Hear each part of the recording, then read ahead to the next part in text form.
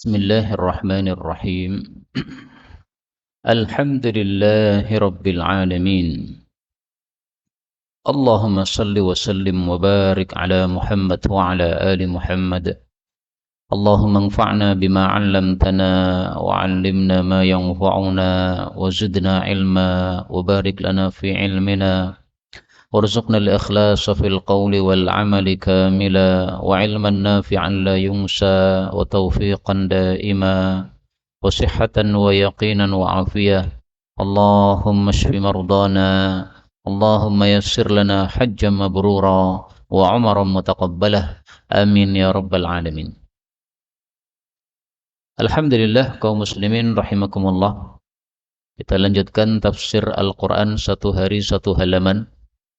Dan kita sudah sampai pada halaman 309 Surah Maryam ayat 52 sampai 64 insyaallah taala. A'udzu billahi as-sami'il 'alim minasy syaithanir rajim min hamzihi wa nafthihi wa nafthihi wa nadainahu min janibit turil ayman wa qarrabnahu najiya ووهبنا له من رحمتنا أخاه هارون نبيا واذكر في الكتاب إسماعيل إنه كان صادق الوعد وكان رسولا نبيا وكان يأمر أهله بالصلاة والزكاة وكان عند ربه مرضيا واذكر في الكتاب إدريس إنه كان صديقا نبيا ورفعناه مكانا عليا أولئك الذين أنعم الله عليهم من النبيين من ذرية آدم وممن حملنا مع نوح ومن ذرية إبراهام وإسرائيل وممن هدينا واجتبينا إذا تتلي عليهم آيات الرحمن خروا سجدا وبكيا.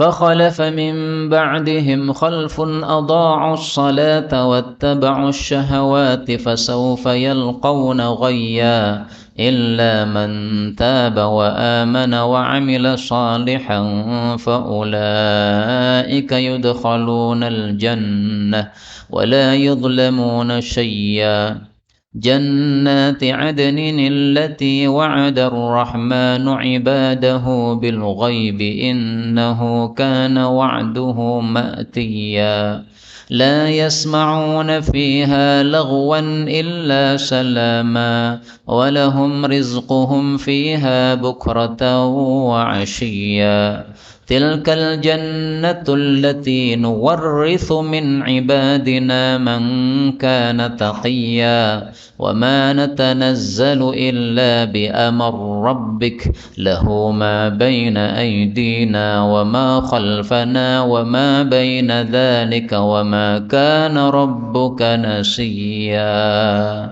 Alhamdulillahi Rabbil Alamin. Allahumma arhamna bil Qur'ani amin. Pada ayat-ayat yang kita baca ini ada beberapa kata yang boleh dibaca dengan dua bacaan. Pada ayat 53 seperti biasa Nabiya boleh dibaca Nabi'a. Kemudian akhahu Harun, ini hak ketemu hak maka boleh idgham menjadi akhah Harun.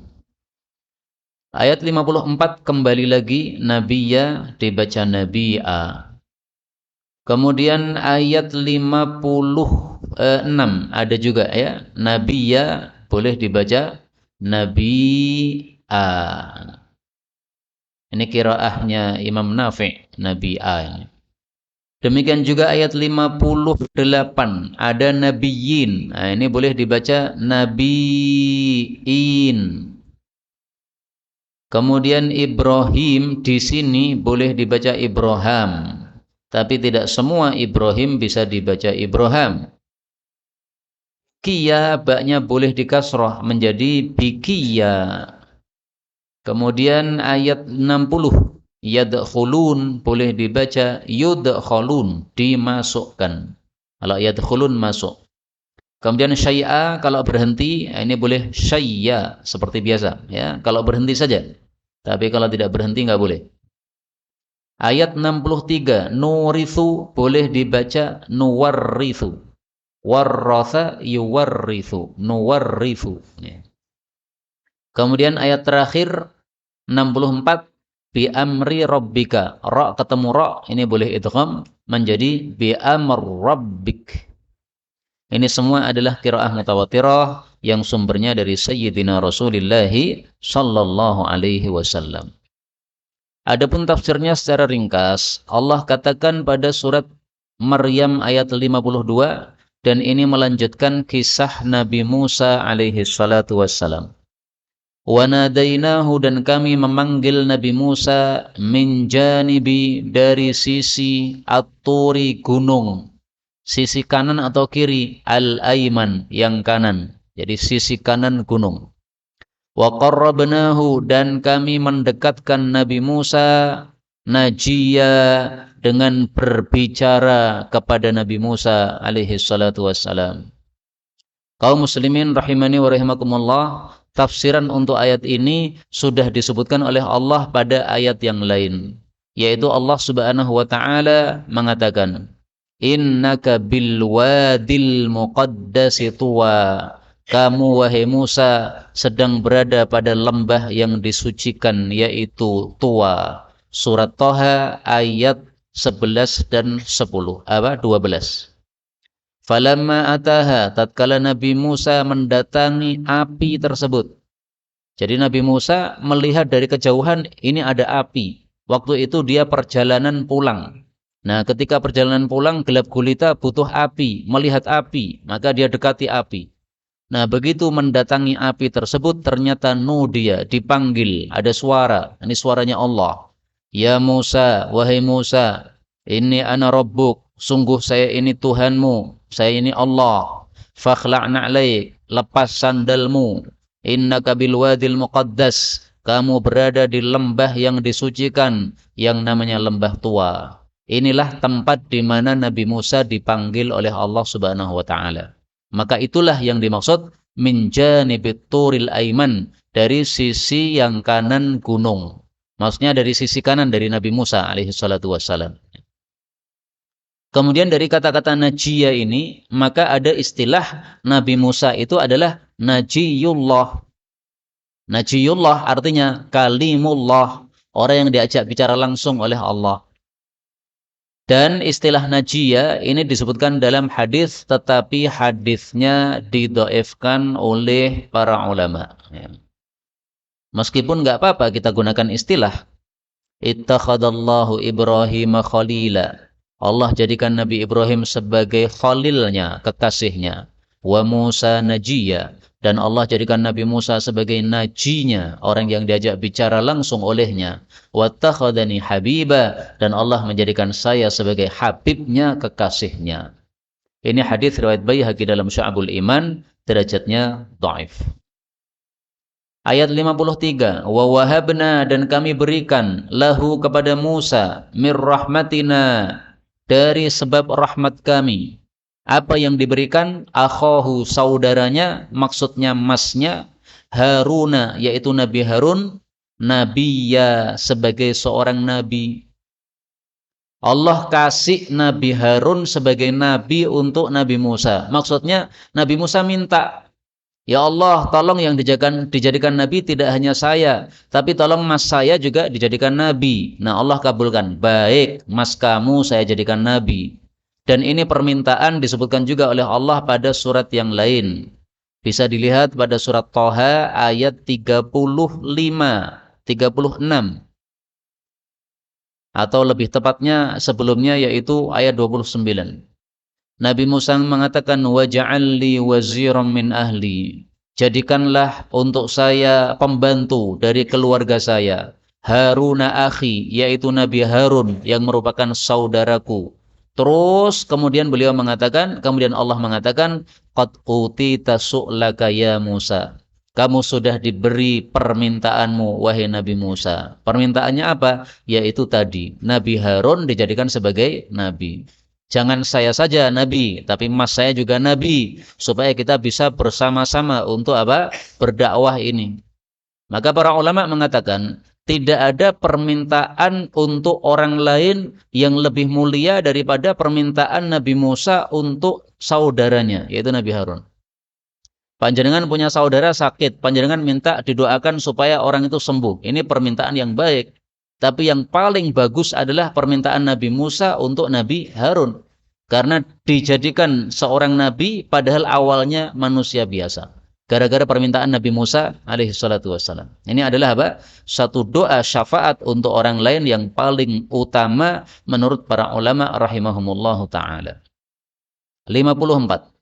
Walqur. Nah, sampai di sini sudah selesai cerita Nabi Musa. Maka Allah berbicara tentang nabi yang lain. Walqur, dan sebutlah wahai Nabi Muhammad fil kitabi, di dalam kitab ini yaitu Al-Quran, Ismail, Nabi Ismail. Innahu, sesungguhnya Nabi Ismail, kana adalah sadiqal wa'di, orang yang jujur janjinya. Wa kana, dan adalah beliau rasulan, seorang rasul, utusan, nabiyya, seorang nabi. Nabi Ismail adalah bapak Nabi Muhammad SAW. Karena Nabi Ismail itu adalah bapak bagi seluruh warga Arab Hijaz. Arab Hijaz semuanya nenek moyangnya sumbernya nanti kepada siapa? Nabi Ismail. Termasuk Nabi Muhammad sallallahu alaihi wasallam. Dan Nabi Ismail memiliki beberapa fadilah. Fadilah yang disebutkan dalam hadis yang sahih, Rasul bersabda, awwalu man futiqa lisanuhu bil arabiyyatil mubayyinah Ismail. Orang yang pertama kali lisannya mengucapkan kalimat bahasa Arab yang fasih adalah Nabi Ismail alaihi salatu wassalam. Wa huwa bnu arba' asyrah sanah. Waktu itu usia beliau masih 14 tahun, tetapi sudah fasih sekali berbicara dengan bahasa Arab yang jelas. Ini fadilah siapa? Nabi Ismail alaihi salatu wassalam. Dan Nabi Ismail ini namanya dua. Pertama Ismail pakai lam. Yang kedua Ismain pakai nun, ya. Jadi boleh disebut Ismail, boleh disebut Ismain. Sama dengan Ilyas, disebut Ilyas boleh, disebut Ilyasin juga boleh. Ismail, Ismain sama. Tapi untuk bacaan Quran nggak boleh. Nggak boleh kita baca walqur fil kitabi Ismain. Nggak boleh, ya.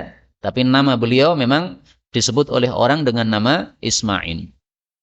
Fadilah beliau yang lain adalah shadiqal wa'di, yang jujur di dalam berjanji. Artinya kalau beliau bernazar sesuatu pasti dilakukan. Nazar untuk hafalkan Quran misalnya, pasti dilakukan, hafalkan Quran. Nazar untuk khatam setiap 3 hari pada bulan Ramadan misalnya, dilakukan. Betul-betul khatam setiap 3 hari di bulan Ramadan. Nazar untuk misalnya berjalan ke Baitullah, Ka'bah, berjalan kaki misalnya, beliau pasti lakukan. Itulah makna shadiqal wa'di. Ada juga yang mengatakan shadiqal wa'di itu adalah berkaitan dengan penyembelihan terhadap beliau. Karena ketika Nabi Ibrahim mengatakan, wahai anakku, saya bermimpi melihat menyembelih kamu. Berarti saya disuruh oleh Allah untuk menyembelih kamu. Maka Nabi Ismail mengatakan, ya abataf'al ma tu'mar. Wahai bapak, silahkan lakukan yang diperintah oleh Allah. Satajiduni insyaallahu minas sabirin. Engkau akan dapati saya insyaallah termasuk orang sabar.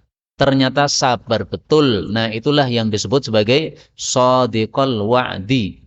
Dia menjanjikan bahwa saya akan sabar. Kalaupun harus disembelih oleh bapak saya sendiri, saya sabar. Ternyata betul-betul sabar. Kemudian kalimat ini, wa kana rasulan nabiyya, ini menunjukkan bahwa Nabi Ismail lebih utama daripada Nabi Ishak. Padahal Nabi Ishak adalah masnya Nabi Ismail. Lebih tua sekitar 15 tahun antara Nabi Ismail dengan Nabi Ishak. Demikian juga Nabi Musa dengan Nabi Harun. Nabi Harun ini masnya, tapi lebih utama Nabi Musa. Nah, Nabi Ismail lebih utama karena disebut Rasulan Nabiyya. Sementara Allah menyebut Nabi Ishak cuma Nabiyya saja. Coba kita lihat ayat yang lain. Wa basyarnahu, dan kami telah memberi kabar gembira kepada Nabi Ibrahim bi Ishak, akan lahir anak namanya Ishak, Nabiyya, dia seorang nabi. Ini surat As-Saffat ayat 112. Nah, bandingkan, untuk Nabi Ishak disebut Nabiyya saja. Untuk Nabi Ismail disebut Rasulan Nabiyya. Berarti apa? Lebih utama Nabi Ismail. Ada dalil yang lain yang menunjukkan Nabi Ismail lebih utama. Diriwayatkan oleh Al-Imam At-Tirmidzi. Innallaha astafa, sesungguhnya Allah subhanahu wa ta'ala telah memilih min waladi Ibrahim, dari putra-putra Nabi Ibrahim yang terpilih adalah Ismail. Putranya Nabi Ibrahim yang populer dua, Ismail, Ishak. Tapi konon masih punya putra-putra yang lain. Kalau tidak salah ingat ada 8 putra beliau. Nah, berarti apa? Ismail dan Ishak ini yang paling populer. Tetapi hadis ini riwayat Tirmidzi, kata Imam Tirmidzi sahih, sementara kata Syekh Albani derajatnya dhaif. Wallahu a'lam bishawab. Berarti diperselisihkan derajatnya oleh para ulama. Fadilah Nabi Ismail yang lain, ayat 55. Wa kana, dan adalah Nabi Ismail ya'muru, biasanya memerintahkan, ahlahu, kepada keluarganya, untuk apa? Bis salati, melakukan salat, waz zakati, dan mengeluarkan zakat.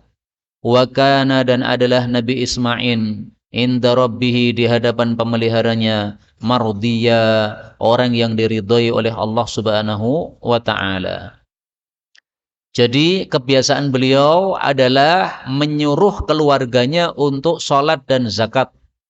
Misalnya bangun malam, beliau tahajud, tidak hanya tahajud sendiri, tapi istrinya dibangunkan, ayo sholat. Anaknya dibangunkan, ayo sholat. Dan ini mengingatkan saya kisah Habib Umar, guru kami dari Yaman. Habib Umar ketika masih anak-anak, masih kecil, belum balik, masih kecil, ya mungkin usia 5 tahun, 7 tahun. Oleh bapaknya itu sudah dibangunkan untuk tahajud, Pak. Ayo Omar, bangun Omar, salat tahajud. Nah, maka sebagian orang menegur bapaknya, apa kamu nggak kasihan anakmu ini sudah masih kecil, sudah dibangunkan tahajud. Maka bapaknya mengatakan, kamu tidak tahu besok Umar ini mau jadi apa. Nah, ternyata sekarang beliau jadi seorang Habib paling terkenal di Yaman, namanya Habib Umar bin Hafid, hafidhahullah ta'ala. Ini didikan dari bapaknya, sejak kecil sudah diajak tahajud, dan ini tampaknya mengamalkan ini. Ya'muru ahlahu bis salati. Dan Allah menyuruh kita untuk menyuruh keluarga kita untuk salat.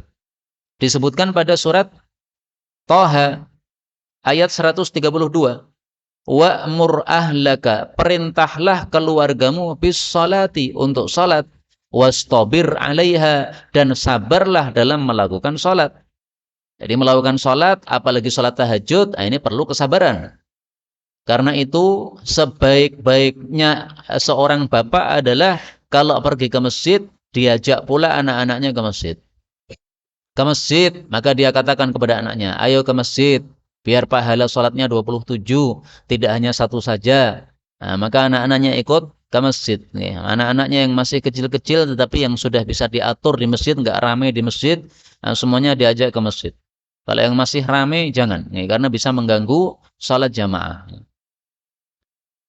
Kemudian Rasul Shallallahu Alaihi Wasallam juga menghasung kita untuk saling membangunkan. Suami bangunkan istri, istri bangunkan suami.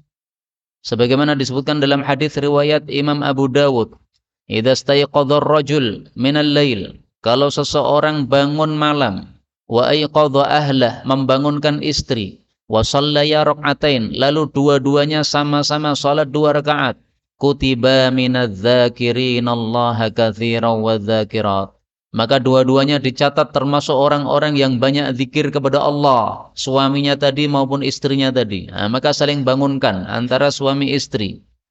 Kalau istrinya enggan dibangunkan bagaimana? Dalam hadis yang lain Rasulullah mengatakan, fa in abad, kalau istrinya enggan bangun, nadhaha fi wajhihal ma, dia percikkan air pada wajah istrinya. Nah, dia wudu, kemudian bekas wudunya percikkan sama istrinya supaya bangun.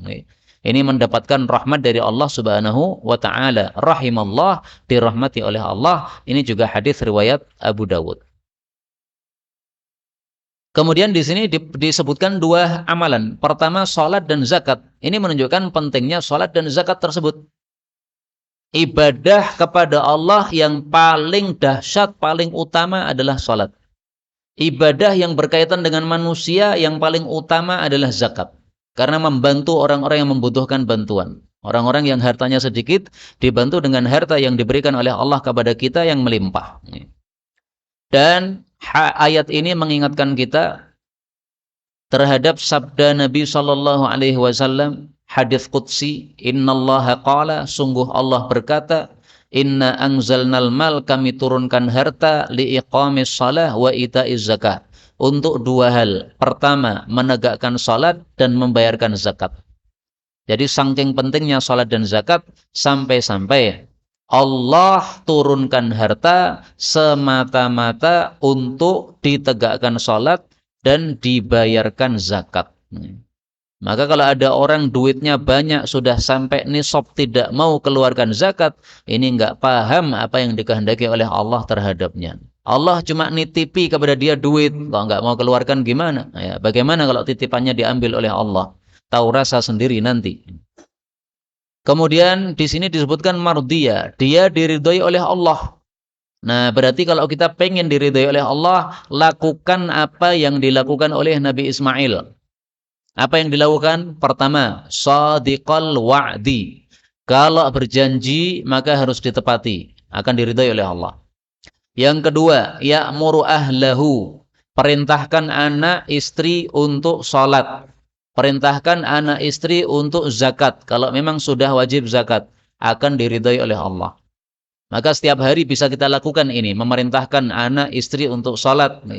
Sholat tahajud maupun sholat berjamaah di masjid. Nah, kita perintahkan anak-anak kita untuk ikut ke masjid. Insya Allah ini termasuk yang diridhai oleh Allah, sebagaimana disebutkan dalam ayat ini, wa kana 'inda rabbih mardiyya. Sampai di sini sudah selesai kisah Nabi Ismail, lalu Allah lanjutkan kisah Nabi Idris alaihi salatu wassalam.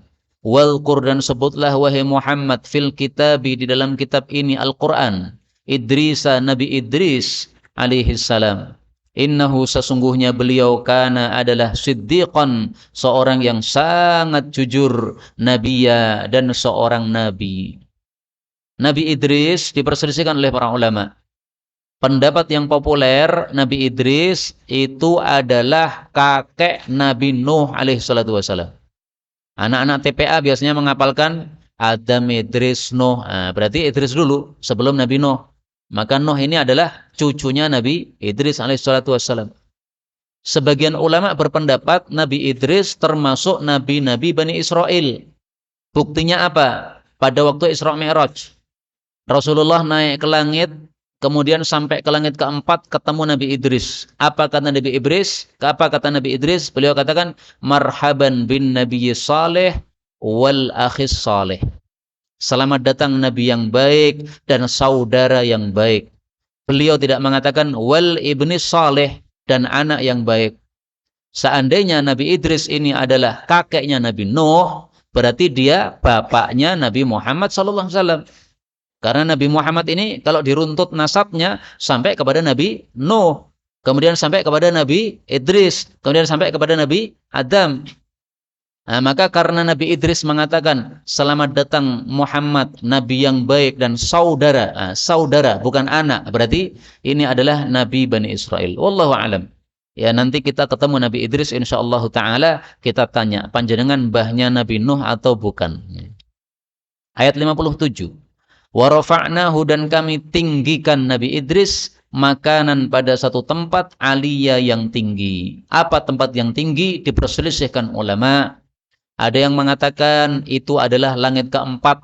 Sebagaimana dalam Isra Mi'raj, Nabi menemukan Nabi Idris di langit keempat. Nah itulah tempat yang tinggi. Ada yang mengatakan tempat yang tinggi adalah surga. Nah, wallahu alam, mana yang lebih tepat dua tafsiran ini. Tapi ringkasnya Nabi Idris adalah seorang nabi yang dimuliakan oleh Allah. Ayat 58, ulaika mereka itu alladzina orang-orang yang an'amallahu Allah telah berikan nikmat alaihim kepada mereka minan nabiyyina dari kalangan nabi-nabi. Jumlahnya berapa? 124.000 nabi. Nih. Tapi disebutkan oleh Allah beberapa saja tadi. Min dzurriyyati, dari keturunan Adam, Nabi Adam. Siapa contohnya? Contohnya Nabi Idris. Kalau kita mengatakan Nabi Idris kakeknya Nabi Nuh, maka keturunan Nabi Adam adalah contohnya Nabi Idris. Wa mimman, dan dari orang-orang yang hamalna kami bawa ma'anuh bersama Nabi Nuh, yaitu di atas kapal maksudnya. Contohnya siapa? Nabi Ibrahim. Karena Nabi Ibrahim itu keturunan dari Nabi Nuh alaihi salatu wassalam, berarti itulah yang dimaksud di sini. Wa min dzurriyyati, dan dari keturunan Ibrahim, Nabi Ibrahim. Siapa saja? Nah, keturunan Nabi Ibrahim tadi pada ayat-ayat sebelumnya disebutkan ada Nabi Ismail, itu keturunan Nabi Ibrahim alaihi salatu wassalam. Wa Israel, dan keturunan Nabi Israel. Nabi Israel maksudnya Nabi siapa? Nabi Ya'qub alaihi salatu wassalam. Nah, siapa keturunan Nabi Ya'qub alaihi salatu wassalam? Disebutkan Nabi Musa, disebutkan Nabi Harun, disebutkan sebelum ayat-ayat ini ada Nabi Zakaria, disebutkan lagi ada Nabi Yahya. Demikian juga nabi-nabi yang lain yang disebutkan di dalam ayat ini. Wa mimman, dan dari orang-orang yang hadaina telah kami beri hidayah, wajtabaina, dan telah kami pilih. Maksudnya dipilih menjadi seorang nabi. Jadi Allah itu kalau mengangkat seorang nabi, Allah memilih siapa yang paling tepat untuk jadi nabi. Dan ini disebutkan di dalam ayat yang lain. Allah Subhanahu wa taala mengatakan, Allahu yastafi.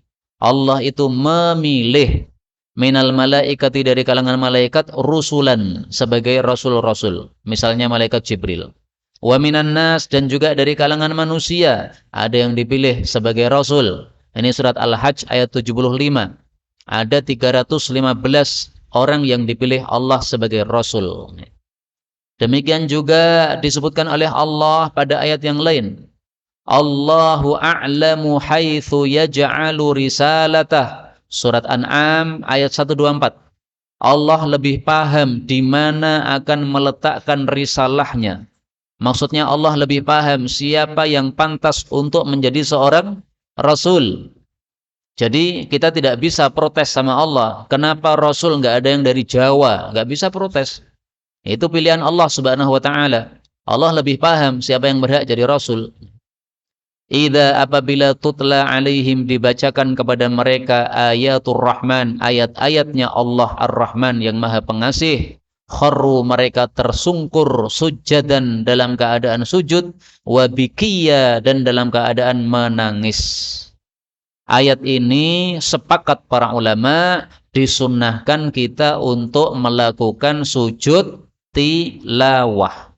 Ajma'al ulama ala sujudi tilawati inda hadhil ayati.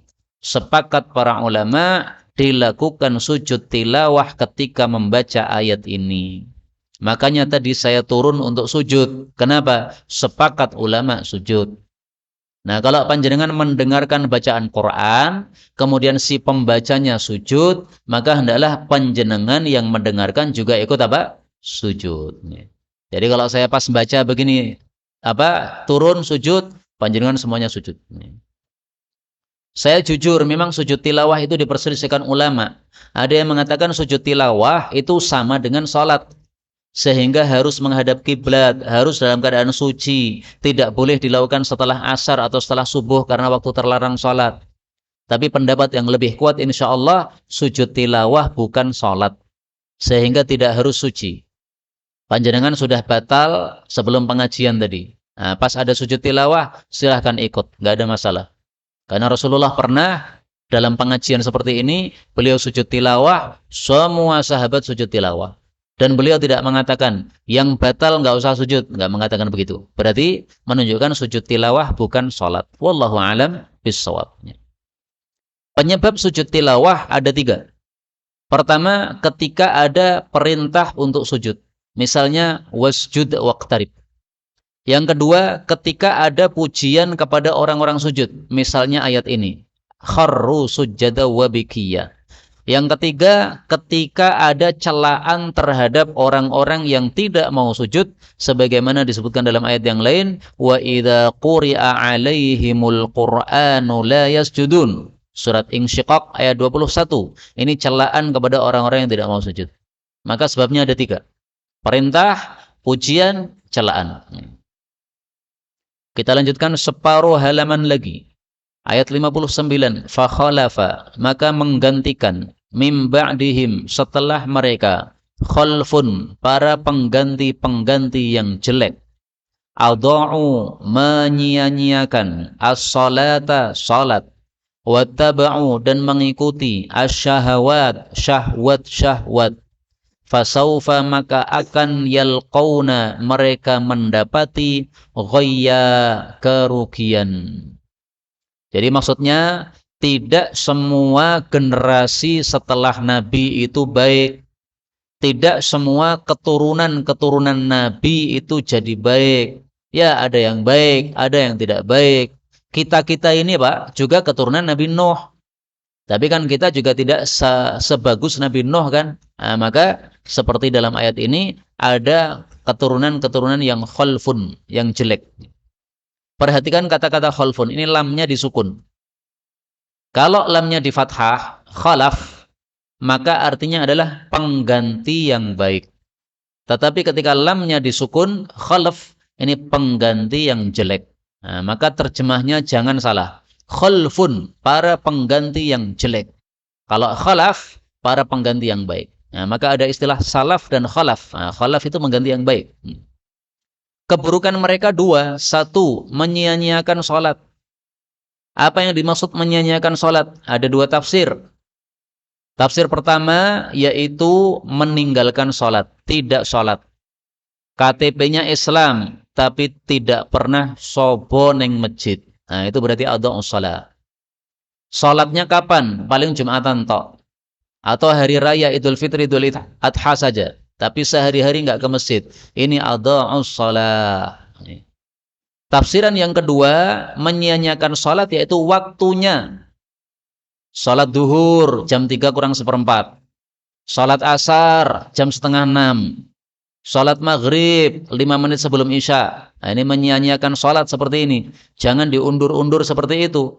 Itu tidak sesuai sunnah baginda Rasulullah sallallahu alaihi wasallam.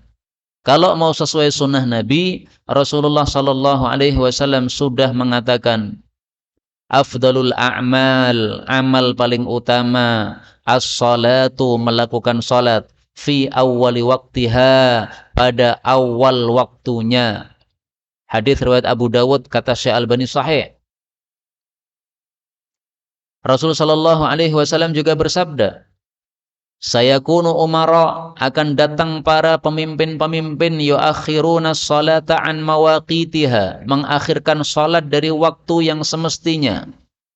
Karena itu salatlah pada waktu yang semestinya, kemudian silahkan datang ke masjid. Kalau ternyata para pemimpin tadi sedang melakukan salat, maka kamu ikut sebagai salat sunnah. Jadi misalnya para penguasa, zaman dulu kalau penguasa itu juga mengimami salat, Pak. Gubernur, wali kota itu juga mengimami salat. Nah, kalau gubernurnya mengakhirkan salat, jam 2:30 baru salat duhur. maka kita disuruh oleh Nabi salat zuhurnya tetap jam 12. Nah, nanti kalau di masjid ternyata kita nemui mereka sedang salat jamaah, kita ikut. Tapi niatannya salat apa? Salat sunnah. Ini hadis riwayat Muslim. Kemudian keburukan yang kedua adalah ittaba'us syahawat, mengikuti syahwat-syahwat.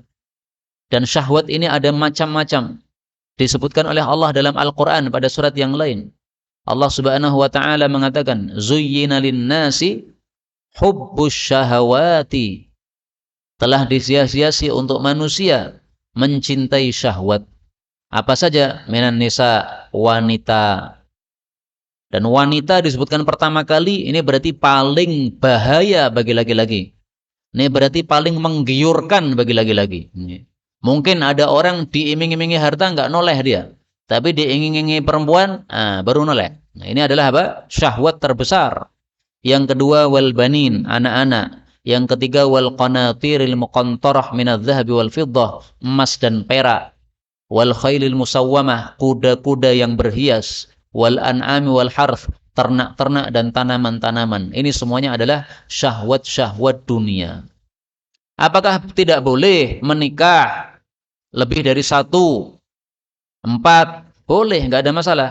Tetapi jangan sampai gara-gara syahwat terhadap wanita akhirnya melanggar. Misalnya nikah sampai 5, poligami 5, nggak boleh.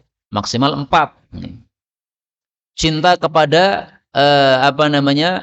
saudari sesusuannya akhirnya dinikahi. Oh, nggak boleh. Ini saudari sesusuan kamu, nggak boleh kamu nikahi. Meskipun dia cantik menggiurkan engkau, tapi dia adalah mahram untuk engkau, nggak boleh dinikahi. Maka kalau tetap nekat dinikahi berarti apa? Termasuk dari wattaba'us syahwat di sini. Dalam Ibnu Katsir, ketika ditafsirkan ayat ini, disebutkan perkataan Ka'bul Ahbar, seorang ulama tabi'in. Dia mengatakan, demi Allah saya dapati sifatnya orang-orang munafik dalam kitabullah, yaitu kitab terdahulu. Ada kalanya Taurat atau Injil. Bahwa orang-orang munafik itu syarrabina lil qahawat. Mereka suka minum kopi. Tapi bukan kopi-kopi yang biasa kita minum. Ini kopi minuman keras. Kalau kopi yang biasa kita minum nggak ada masalah. Tarrakina lis salawat, mereka suka meninggalkan salat. La'abina bil ka'abat, mereka suka main dadu. Raqadina anil atamat, mereka suka tidur dari salat isya, enggak ikut salat isya. Mufarritina fil ghadawat, mereka mengundurkan salat-salat pagi, salat subuhnya.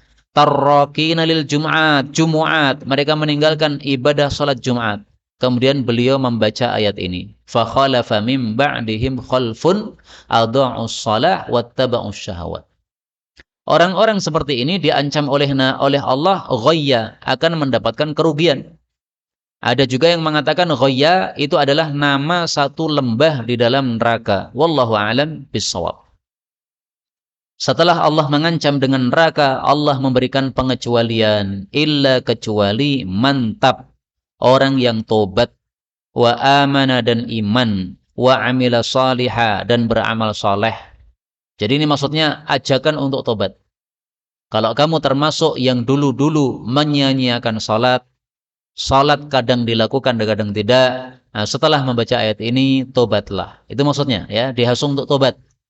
Kalau kamu dulu menyia-nyiakan salat, azan masih tetap sibuk dengan dunia, kemudian sholat jamaah selesai baru kamu datang ke masjid atau kamu sholat sendiri di rumah. Setelah baca ayat ini tinggalkan perbuatan tersebut, perbaiki sholatnya. Ini ajakan dari Allah untuk tobat. Kemudian di sini disebutkan iman dan amal soleh, dan Allah senantiasa menyebutkan dua ini bergandengan. Maka dua ini adalah qorinan, sesuatu yang digandengkan nggak boleh dipisah. Saya maunya iman saja, nggak mau amal soleh, nggak diterima oleh Allah. Saya maunya amal saja, tapi iman nggak diterima oleh Allah. Iman itu perbuatan hati, dalam hati. Amal soleh itu perbuatan anggota tubuh. Maka kalau kamu iman ada surga, ada neraka, ya harus amal soleh. Sholat jamaahnya ke masjid, 5 waktu bagi laki-laki, dan seterusnya. Orang yang melakukan seperti itu, Allah katakan, faulaika, maka mereka itu yudkhaluna, akan dimasukkan al-jannah, ke dalam jannah. wala dan tidak yudlamuna dizalimi syai'a sedikit pun. Kaum muslimin ini boleh dibaca yadkhulun masuk atau yudkhalun dimasukkan. Tapi saya pribadi lebih suka bacaan yudkhalun. Kenapa? Karena sabda Rasulullah sallallahu alaihi wasallam. Mari kita lihat sabda Nabi sallallahu alaihi wasallam. Beliau mengatakan, la yudkhila ahadan, tidak akan bisa menyebabkan seseorang masuk amaluhul jannah, masuk jannah karena amalnya, tidak bisa. Jadi masuknya kita dalam jannah, kenapa? Karena dimasukkan oleh Allah dengan rahmatnya. Amal kita nggak cukup untuk beli surga. Surga terlalu mahal. Amal kita terlalu sedikit, terlalu murah. Sehingga nggak cukup untuk beli surga. Maka karena hadis inilah saya lebih suka membaca yudkhalunal jannah. Tapi dua-duanya bacaan yang bagus. Tidak ada satu lebih utama daripada yang lain. Semuanya utama karena semuanya adalah bersumber dari Sayyidina Rasulullah sallallahu alaihi wasallam. Hanya kita milih nggak ada masalah ya. Saya lebih suka ini, nggak ada masalah. Tapi dua-duanya utama. Kemudian Allah jelaskan apa itu surga. Jannati adnin, yaitu kebun-kebun yang kekal. Allati yang wa'adar rahman, Allah sudah menjanjikan ibadahu kepada hamba-hambanya bil ghaib, dengan ghaib. Dengan ghaib maksudnya surga itu nggak terlihat. Allah katakan ada surga besok. Nah, kita nggak melihat, tapi kita beriman. Kok bisa beriman ada surga padahal nggak pernah melihat? Ini adalah lisyiddatil yaqin.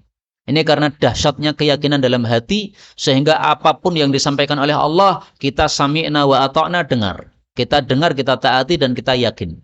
Nah, ini adalah apa? Iman yang sempurna seperti ini. Yakin yang dahsyat adalah seperti ini. Allah mengatakan apapun, kita percaya.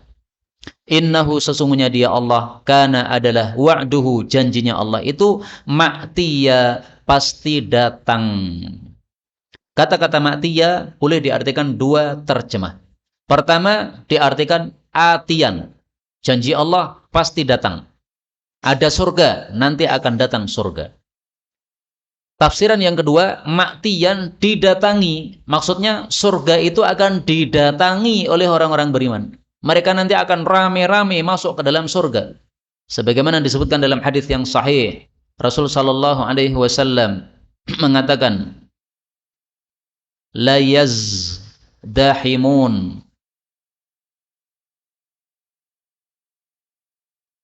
Rasulullah sallallahu alaihi wasallam mengatakan bahwasanya pintu surga itu adalah sangat luas sekali, tetapi nanti suatu saat wala ya'tiyanna alaihi yaumun, akan datang suatu hari, wa innahu lakadzidun, sungguh pintu surga itu berdesak-desakan orang masuk ke dalamnya. Maksudnya saking banyaknya yang masuk. Bukan berarti jannah itu sempit, bukan ya, tapi karena banyaknya yang masuk, maka mereka nanti akan datang ke dalam surga. Dan ayat ini semakna dengan ayat yang lain, di mana Allah mengatakan pada surat Al-Muzammil ayat 18, kana wa'duhu maf'ula, adalah janji Allah pasti dilakukan. Kalau di sini pasti datang. 62. La yasma'una, mereka tidak mendengar fiha, di dalam surga, lagwan, sia-sia. Illa, akan tetapi, salama, mendengarkan salam. Jadi illa di sini bukan kecuali ya. Karena illa di sini istilahnya adalah istithna'un munqati'un. Apa itu? Nah, ya, istisna munqati' itu maksudnya adalah diterjemahkan akan tetapi ya. Mereka tidak mendengarkan sia-sia. Lah terus yang didengarkan apa? Nah, akan tetapi mereka mendengarkan ucapan selamat. Selamat dari siapa? Dari Allah, dari malaikat, dan dari sesama mereka. Salam dari Allah disebutkan pada surat Yasin ayat 58. Salamun qawlam mir rabbir rahim. Selamat, ucapan dari pemelihara yang kasih sayang, yaitu Allah. Salam dari malaikat disebutkan pada surat Ar-Ra'd ayat 23. Wal malaikatu yadkhuluna 'alaihim min kulli babin salamun 'alaikum. Salam antar sesama mereka disebutkan pada surat Yunus ayat 10. Wa tahiyyatuhum fiha salam, dan ucapan tahiyat penghormatan antar mereka di dalamnya adalah ucapan salam. Jadi Allah ucapkan salam kepada mereka, malaikat juga, sesama mereka juga. Walahum, dan bagi mereka rizquhum, rizki mereka, fiha di dalam surga, bukratan tiap pagi, wa asyiya dan sore. Loh, berarti ada pagi sore dong dalam surga? Enggak ada. Tapi maksudnya seperti pagi dan seperti sore. Sebagaimana di dunia kan kita ada pagi, ada sore kan? Nah, nanti di surga juga ada waktu perubahan. Ini waktu pagi, ini waktu sore. Tapi bukan betul-betul pagi sore. Karena di surga sudah tidak ada matahari dan bulan, nggak ada lagi. Kok tahu bahwasanya matahari bulan nggak ada lagi? Karena Rasulullah Shallallahu Alaihi Wasallam bersabda, Inna syamsa wal qamara, sesungguhnya matahari dan bulan, thawrani aqirani finnar, dua-duanya sudah dimasukkan dalam neraka. Bukan disiksa, tetapi untuk menyiksa orang-orang ahli neraka. Berarti nggak ada siang, nggak ada malam di surga. Di surga nggak ada siang, nggak ada malam, nggak ada matahari, nggak ada bulan. Tetapi ada perubahan waktu sehingga mereka paham ini sudah perubahan waktu. Maka disebut sebagai pagi dan sore seperti itu. Apa dalilnya nggak ada malam, nggak ada siang di surga? Dalam Al-Quran, Allah Subhanahu Wa Taala sebutkan pada surat Al-Insan ayat 13, La yarawna fiha syamsan. Mereka tidak melihat di surga matahari, berarti nggak ada siang. Wala zamharira, tidak ada pula dingin yang dahsyat, berarti nggak ada malam. Kemudian istilah ini mereka mendapatkan rezeki pagi dan sore ini karena orang-orang Arab zaman dulu menganggap orang yang hidupnya nyaman itu yang bisa makan pagi sore, itu nyaman.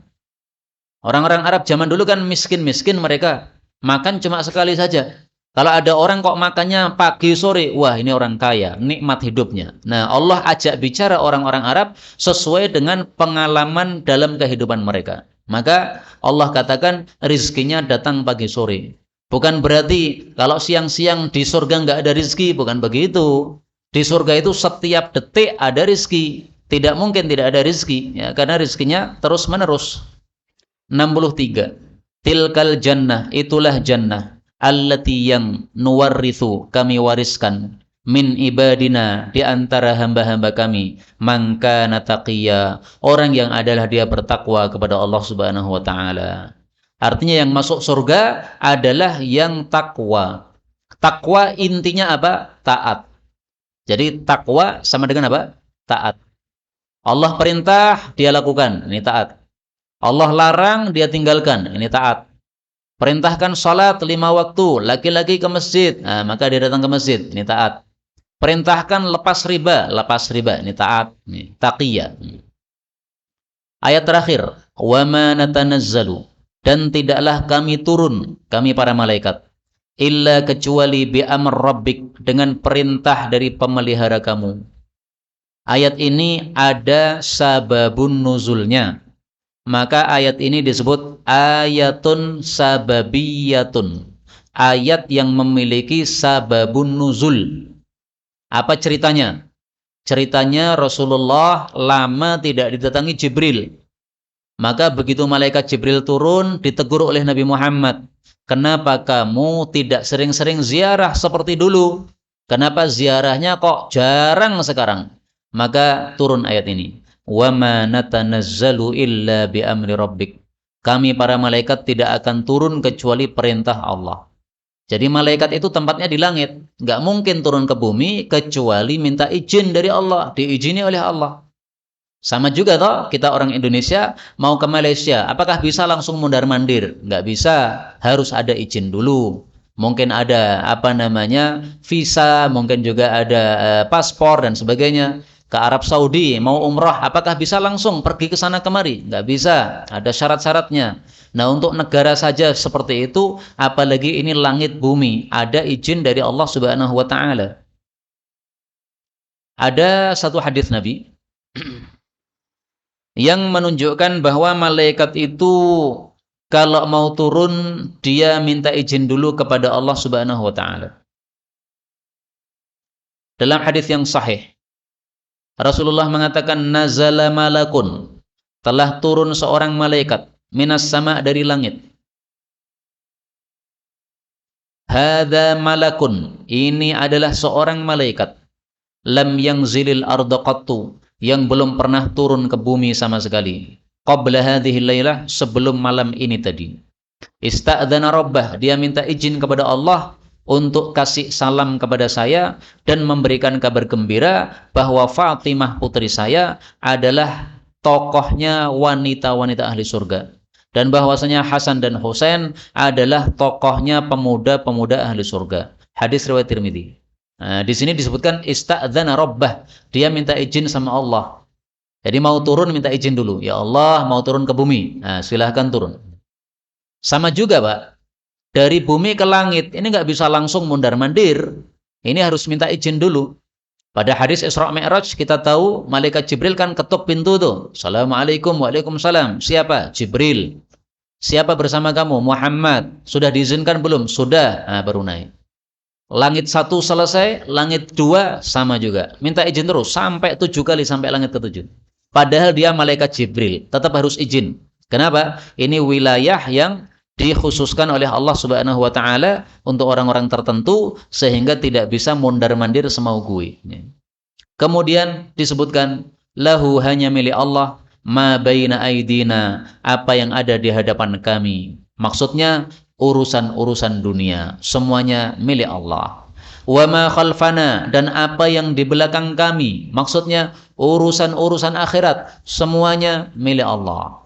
Sebagaimana disebutkan dalam ayat yang lain, wa inna lana lal akhirata wal ula. Surat Al-Lail ayat 13. Dan sesungguhnya hanya milik kami Allah, akhirat dan dunia. Semuanya milik Allah. Akhirat milik Allah, dunia juga milik Allah Subhanahu wa ta'ala. Ada juga tafsiran yang lain, Pak. Tafsiran yang lain, ma baina aidina itu malah akhirat.